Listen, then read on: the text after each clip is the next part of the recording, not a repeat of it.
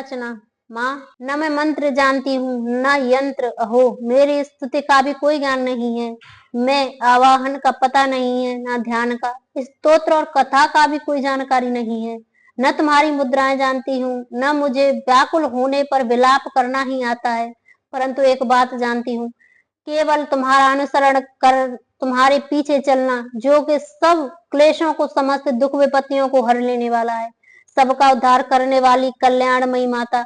मैं पूजा की विधि नहीं जानती, मेरे पास धन का भी अभाव है, मैं स्वभाव से भी आलसी हूँ तथा मुझसे ठीक ठीक पूजा का संपादन हो भी नहीं सकता।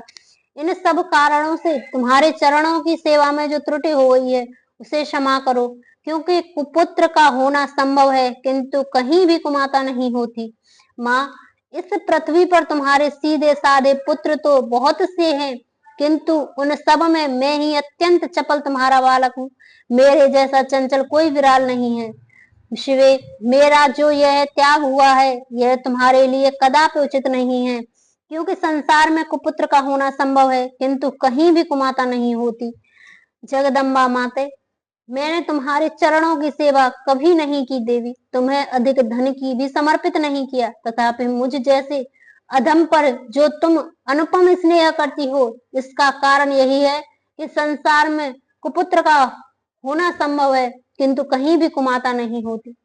गणेश जी को जन्म देने वाली माता पार्वती, अन्य देवताओं को आराधना करते समय मुझे नाना प्रकार की सेवाओं में व्यग्र रहना पड़ता था, इसलिए 85 वर्ष से अधिक अवस्था बीत जाने पर मैंने देवताओं को छोड़ दिया। अब तुम उनकी सेवा पूजा मुझसे नहीं हो पाती, अतएव उनसे कुछ भी सहायता मिलने की आश नहीं है।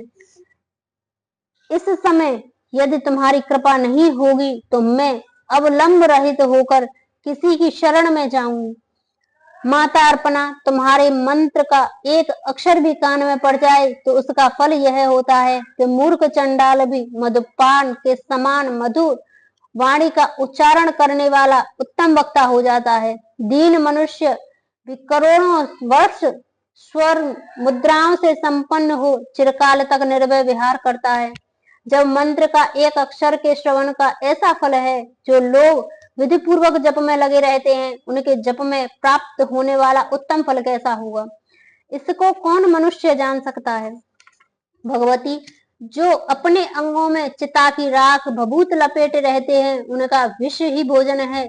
जो जगदम्बधारी नग्न रहने वाले हैं, मस्तक पर जटा, कंठ में नागराज वासुकी को हार के रूप में धारण करते हैं तथा जिनके हाथ में कपाल भिक्षा पात्र शोभा पाता है, ऐसे भूतनाथ पशुपति जो एकमात्र जगदीश की पदवी धारण करते हैं, इसका क्या कारण है, यह महत्व उन्हें कैसे मिला। यह तुम्हारे पाणी ग्रहण की पर पार्टी का फल है। तुम्हारे साथ विवाह होने से ही उनका महत्व बढ़ गया। मुख में चंद्रमा की शोभा धारण करने वाली माँ, मुझे मोक्ष की इच्छा नहीं है, संसार के वैभव की भी अभिलाषा नहीं है, न विज्ञान की अपेक्षा है, न सुख की आकांक्षा। अतः तुमसे मेरी यही याचना है कि मेरा जन्म मृडाली, रुद्राणी, शिव, शिव, भवानी इन नामों में जप करते हुए बीते। माँ श्यामा, नाना प्रकार की पूजन सामग्रियों में कभी विधि पूर्वक तुम्हारी आराधना मुझसे न हो सकी।